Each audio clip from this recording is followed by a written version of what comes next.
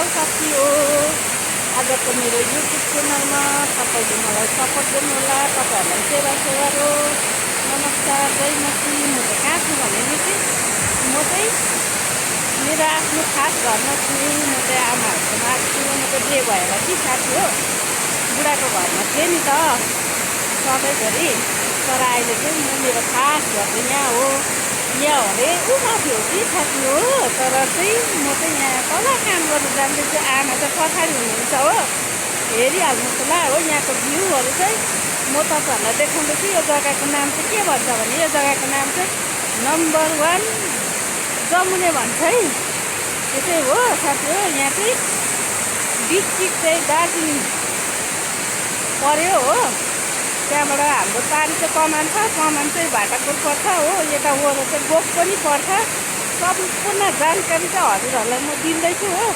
जमुनेको खोला चाहिँ बढेर चाहिँ आज चाहिँ यस्तो भएको छ हो। हेरिहाल्नुहोस् होला हो। यो चाहिँ जमुनेको खोला है। यो खोलाको पेटै चाहिँ हामीहरू हिँड्दैछौँ हो साथी हो।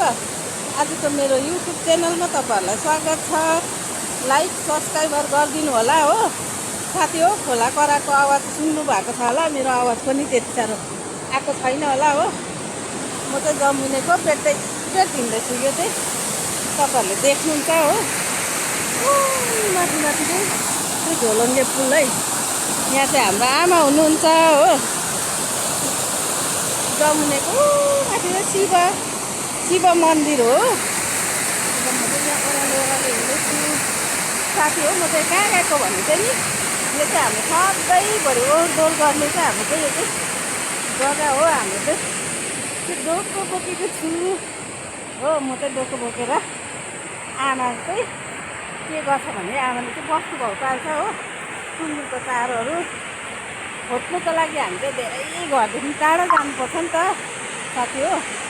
अन्त हेरिहाल्नुहोस् होला यहाँ चाहिँ कार, यहाँ चाहिँ बस्तु गाईहरू सब चर्छ है। यहाँ चाहिँ सबै गाई बस्तुको चर्ने ठाउँ चाहिँ यहाँ हो साथी हो। सबैजनालाई मेरो सेवारो।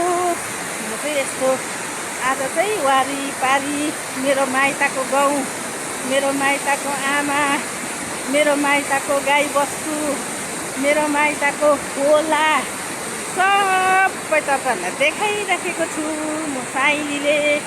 मलाई चाहिँ नि यहाँ चाहिँ खालि साइली भन्छ है। मेरो चाहिँ नामै नभएको जस्तो क्या हो साथी हो। तर नाम चाहिँ साइली भनेर म तर खुसी छु। मलाई बचपनदेखि साइली भनेको नि त हो। त्यो भएर कि मेरो दिदी जेठी माइली छ नि त, बहिनी पनि छ। अन्त त्यो भएर म त साइली परेँ हो। साइली चाहिँ एकदम बाउआमाको प्यारो थिएँ सानोमा पनि हो। सबै गाउँको पनि प्यारो थिएँ। अहिले पनि म प्यारो नै छु साथी हो। मलाई तपाईँहरूले पनि प्यारो बनाउनु ल, माया गर्नु ल साथी हो। अनि यहाँ चाहिँ पारि चाहिँ देवीटार भन्छ हो। पारि चाहिँ देवीटार भन्छ है साथी हो। अनि यहाँतिर चाहिँ पुराभन्दा पुरा यस्तो कुरा पनि छ नि त। यहाँतिर चाहिँ होमस्टेहरू पनि छ नि त। अन्त यहाँतिर चाहिँ तपाईँहरूलाई म होमस्टेहरू पनि देखाइदिँदैछु होइन। तर अर्को भिडियोमा, आजको भिडियोमा चाहिँ म तपाईँहरूलाई चाहिँ यति नै देखाउँदैछु। यहाँको बस्ती चराउने ठाउँहरू। अब हामी गाउँ बस्तीमा यस्तै हो। म चाहिँ यस्तै हो। उहिले पनि गाउँ बस्तीमै हुर्केको हो। अहिले पनि म यस्तै छु।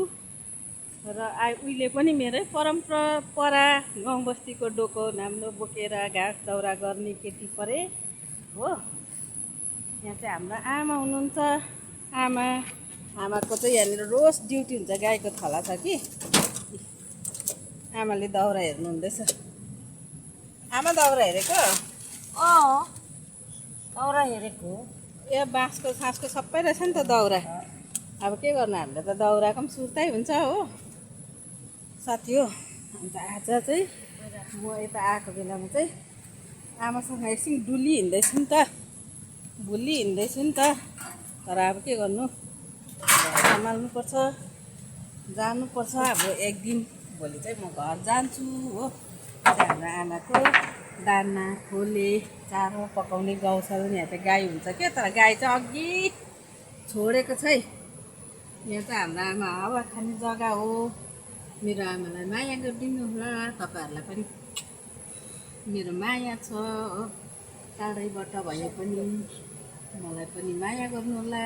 बाई।